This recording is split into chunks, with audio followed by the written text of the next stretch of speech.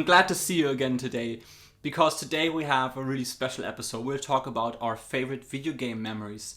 In this show we have a couple of guests, friends and family, which we ask what is your favorite video game memory, and I can't wait to find out what theirs is. And after that I will talk about one of my favorite video game memories. But before we start, I would love to encourage you, please share your favorite video game memory with us. I would love to make myself a cup of tea and read what your story is. It can be anything, like a game that you got or that you played with somebody special, or a moment within a game, whatever. Just share it with us. I would love to read that. So here we go. Let's find out what our guests have for their favorite video game memory. Again, I can't wait to find out, so let's have a look. Well, hello, Andy. Thanks for having me on the awesome ManaOwls show again. This is great. I'm going to tell you guys about a really powerful video game memory for me. And it has to do with this game that is highly trashed on, Shakan the Forever Man. I'm so excited to tell you about this game because it had much more than what people had issues with, which is challenging gameplay. A lot of people said the sound design wasn't good. I disagree. The original art was by an artist known as Rak, R-A-K, and this art I think is great. The music I think is also great, and it's very spooky. Now, this is one of those games I played when I was a kid that was similar to, like, I don't know, like kind of like Dark Souls, or maybe one of those Souls games. Where it was really challenging. It was a 2D, side-scrolling game. And the way it worked is that there was this hub world, and each element was represented. So you had air, wind, fire, and water, and each level had two different subworlds, and then a boss, and then I think two more, and then a boss. And what's weird, though, is you didn't know that when you first started. And the game gave you a practice mode where you had all these potions at your disposal. And so anyway, you could learn, and then you would, you would basically be able to use all your healing potions at any time, so you could never die. And you'd get through the game that way really easily. But it would be on practice mode, so you'd beat two worlds, a boss. It would close the portal to Earth or whatever. Then you'd go to, whatever, air, and you'd get to that boss and you'd beat it. And then it would say, play on normal mode or something. Well, if you play on normal mode, your potions are not free. They're not, you have to find each potion that you use. The game becomes much harder. So there's one night, I was like maybe 12 years old, and I decided to start playing this game. I booted it up and I went through it. And I was like playing on normal. I was finding the potions. It's getting dark outside. I paused, had dinner, came back. I'm in my room by myself playing this game on my tiny little TV. And anyway, I start going through each boss and winning. And I'm like, oh, cool, I'm going to beat the game. And it was late at this point because it took me a few tries. So it was like after midnight, And anyway, I finally beat the fourth boss. And I thought, okay, I get to see the true ending of the game. And no. What happened is, it now started over at the portal, and each section, the air, the water, the earth, and the fire, all had two more levels and another boss level. And you could see it on the map screen, basically, like you had to go do that. And my mind blew up, because the game is so freaky and so crazy, as far as like the art. There's like levels where you're walking through just skeletons, like bones, and it's just disturbing. And the thought of beginning the second part of that game on normal mode without any free potions after midnight made it one of my favorite gaming memories. So much so that I actually got a tattoo of Shakan the Forever Man right there, which is kind of hard to see. But that's how much I love this game. It looks cooler there we go. That's kind of cool. There we go. Anyway, that's why I love Shakan the Forever Man. Everything to do with it. One of my favorite games of all times. Thank you. You guys take care. And watch out for Shakan. Hi, Sam here again from Berlin. So what's my favourite gaming memory? This one's easy. Pokemon Blue. I remember when it came out in 1996, Pokemon was like all the rage. It was huge. Me and my brother saved up all our pocket money and we bought the Pokemon Red Blue double pack because it was a bit cheaper, but crazy expensive back then. I'm sure my mum helped us pay for it. And I played it on my original yellow Game Boy, the original Game Boy, which I got as a birthday present, perhaps the year before, which, again, I was just so excited about. Couldn't put the thing down, and my favourite memory of playing Pokemon Blue, and I guess this is probably a memory that a lot of people have, is catching Mewtwo towards the end, right? And I remember, because I was sat on my mum's bed in a bedroom, and she was playing Aber Gold downstairs. I wasn't sure what she was doing. I also had the soundtrack of the game turned up, but I could hear Aber Gold playing in the background. And I remember getting up to Mewtwo and I remember saving the game and I was like really nervous, like really nervous in the pit of my stomach. So I saved it before and I think I'd wasted my best Pokeball. Well, not wasted it, but used it earlier in the game, probably on one of the legendary birds, Zapdos or something like this. It must have taken me half a dozen times to catch it, but I remember when I did, I got really excited and I was like running downstairs being like, Mum, I caught Mewtwo.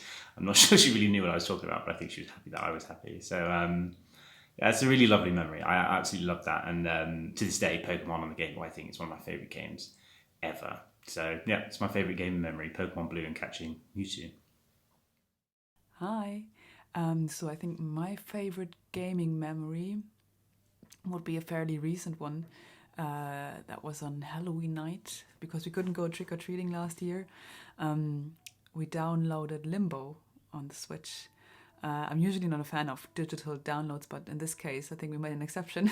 And I didn't regret it, to be honest, because, yeah, it was just awesome. The game was so captivating, and we all were sitting in the bed and playing it all together with our daughter together. And it was so cool. I think we were playing until 4 in the morning because we just couldn't stop, and it was really, really cool. It was a great Halloween memory. So, yeah, I think that's that. Bye. Hey Andy, Hotte here. My favorite gaming memory, that's pretty tough because there's so many.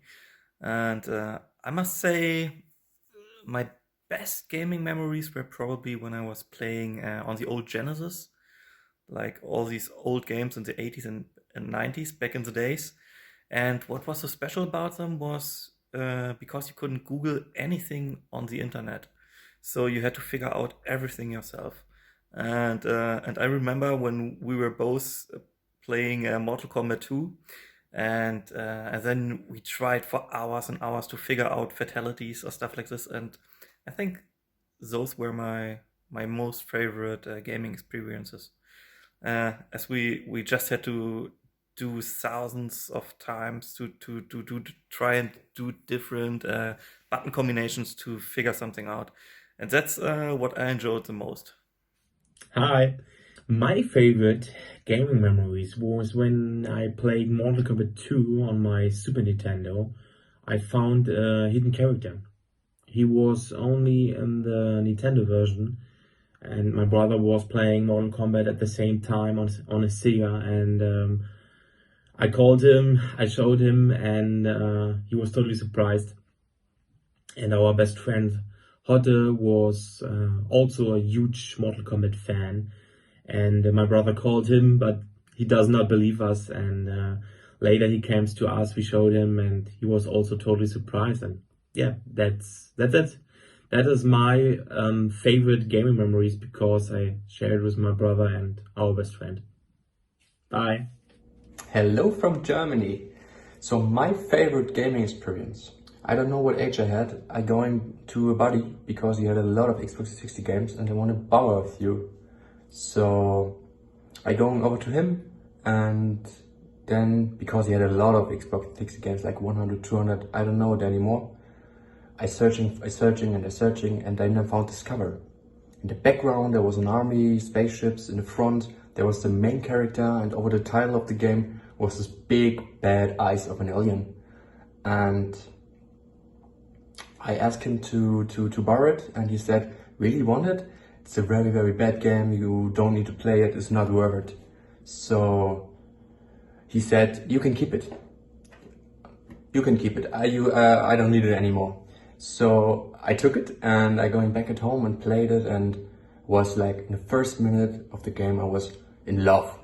So there's nothing else anymore. So I like this game, and I was like, it's the best gaming experience I ever had.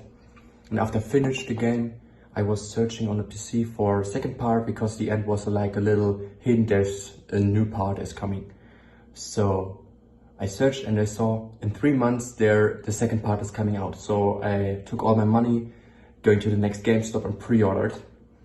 And for all that don't know what I'm talking about, what game I'm talking about, it's Mass Effect. So Mass Effect is my favorite game. I like every 3 parts, and this is my favorite game memory, because he said this is not worth it, and this is now my favorite game of all time. So yeah, this was my favorite gaming memory. And back to you, Andy. Well, that was great. Thank you so much, guys, for sharing your favorite video game memories. Great job, guys. And it was really awesome to find out what you guys had there for, your favorite video game memories. And now it's time for me to share one. I thought about this for a long time, for a couple of weeks actually, and I wasn't sure which one I should pick. Should I do like a top 10? And I didn't want this video to be too long, this episode here. So I thought I'll just take one for today. And if people like this, if you enjoy this, let us know. And I'll have many more video game moments to share with you. But today I will just pick one. So when did I start playing video games or get to know what video games are? That was basically back in the mid to late 80s. My father had an Amiga 500. And every time he was home and did the chores or did cooking or whatever, he put me down on this desk and booted up some games for me, and I played them. And to this day, this is a really magical moment for me, and this is where it all starts. But this is what I don't want to pick for today. First of all, it's so long ago that it's like a dream. I don't have I can't recall really anything specific. It's just images and a feeling.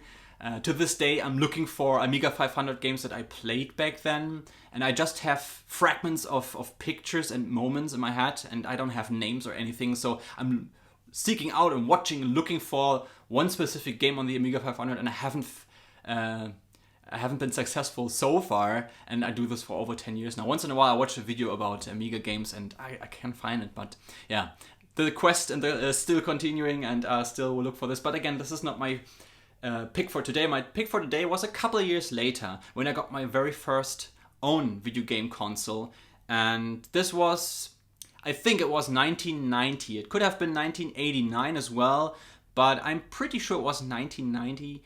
And my father got our family, I came back home with a brand new NES, Nintendo Entertainment System. He came back home with this box, and my brother was like 2 years old at that time.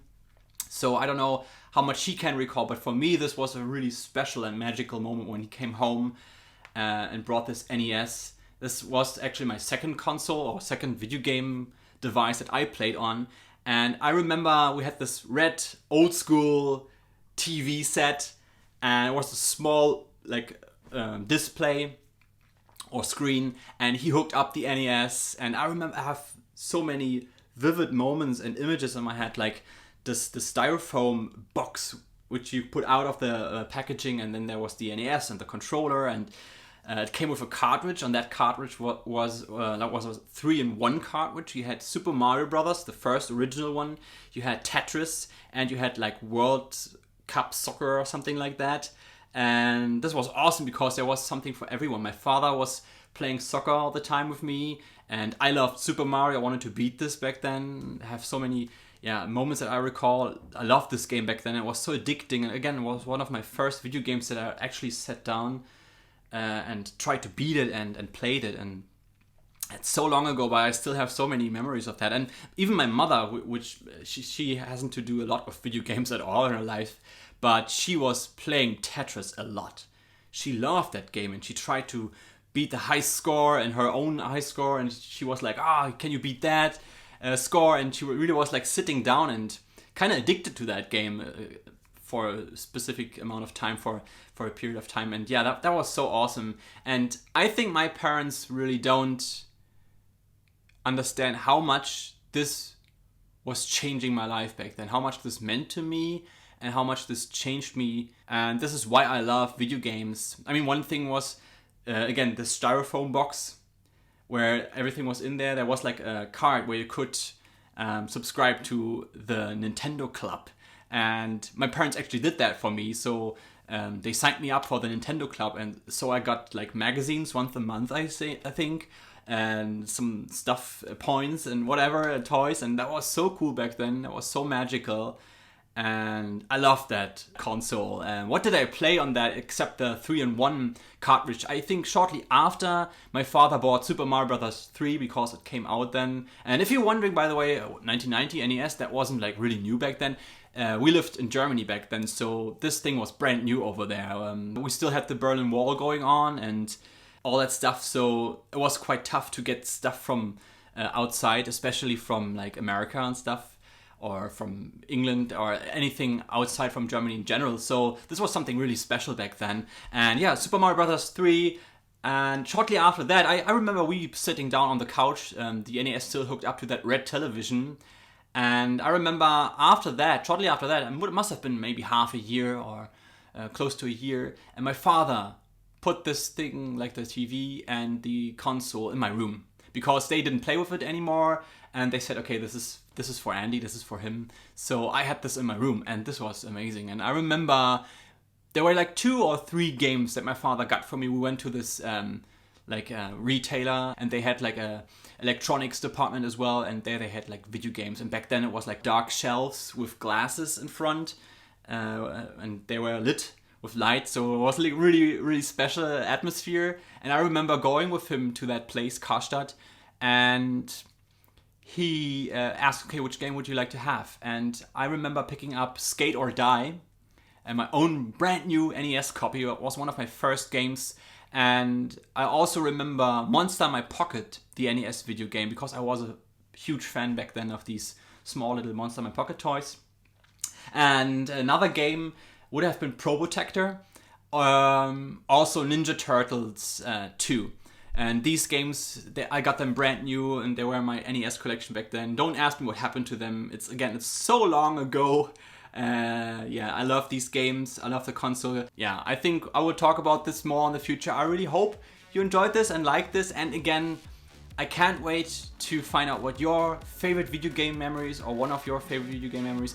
Please feel free to share them on this platform here, or go over to social media and connect there with us. I would love to have a conversation or two with you guys and to get to know you. So feel free to do that. I really hope you enjoyed this, and I see you in the next video. Bye bye. At the end of the episodes, I want to take the time to thank people or to give you updates. And today I just want to say thanks again to all the people, friends and family who participated in this show, and all the guests. Thank you so much, guys. You mean a lot to me, and it's really awesome to have you on the show. Thanks again for all you people out there watching, and yeah, I see you in the next episode. Bye bye.